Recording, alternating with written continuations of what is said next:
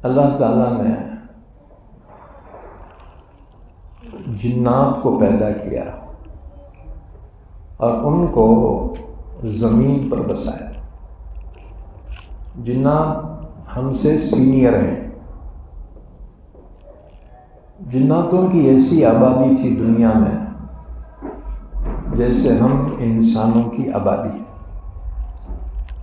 ان کے بھی خاندان تھے، گھرانہ تھا، بیوی بچے تھے، ان میں بھی سیاست تھی، حکومت تھی، ان میں نیک بھی تھے، ان میں بد بھی تھے۔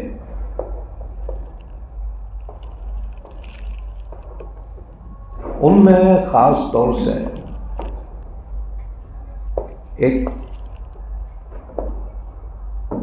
ایسا نیک انسان تھا جو اللہ تعالیٰ کی اتنی عبادت کیا، زمین پر کوئی جگہ ایسی نہیں تھی جہاں اس نے اللہ کی عبادت میں سجدہ نہ کیا۔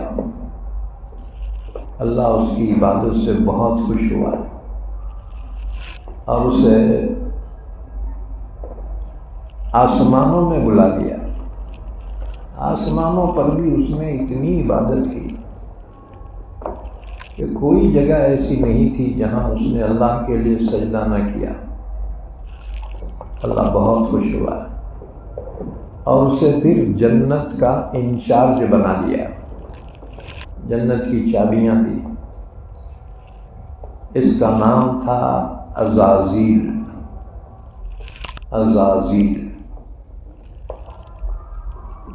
اللہ نے اسے علم بھی عطا فرمایا اور اعزاز بھی عطا فرمایا۔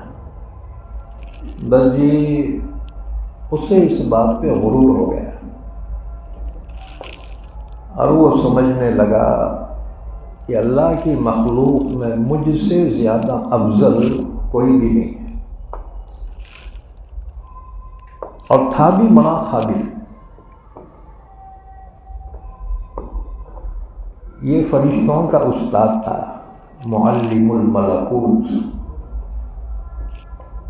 20,000 سال تک اس نے فرشتوں کو درس دیا اور اتنا بڑا حاجی تھا کہ 14,000 سال تک اس نے اللہ کے عرش کا طواف کیا۔ بس جی اس کے علم اور اس مرتبے کی وجہ سے غرور میں آ گیا، تکبر میں آ گیا۔ اللہ تعالیٰ نے جب دیکھا کہ زمین پر جنات بہت شرارتیں کر رہے ہیں، روز اٹھ کے لڑائیاں کرتے تھے، ایک دوسرے کو قتل کرتے تھے، بہت شریر۔ اب انسان دیکھو مٹی کا بنا ہوا ہے، عاجزی ہونا نا، لیکن انسان میں بھی بہت سے اتنے مستی کو آ جاتے ہیں، پوچھو مت۔ ہاں جی، اب جنات تو انگار کے بنے ہوئے ہیں، ان میں کتنا ٹینشن ہونا ہے، تو انہوں نے شرارتیں شروع کر دی۔ اللہ تعالیٰ نے ارادہ کیا ان پر عذاب نازل کرنے کا، تو فرشتوں کی ایک ریجمنٹ اللہ نے بھیجی اور ان کا سردار عزازیل کو مقرر کیا، وہی جو فرشتوں کا استاد تھا۔ چنانچہ یہ فرشتے زمین پر آئے اور جناتوں کو اتنا مار مار کے بھگا دیا سمندروں اور جزیرۃ الجبال کی طرف، اور زمین کا قبضہ ان سے خالی ہو گیا۔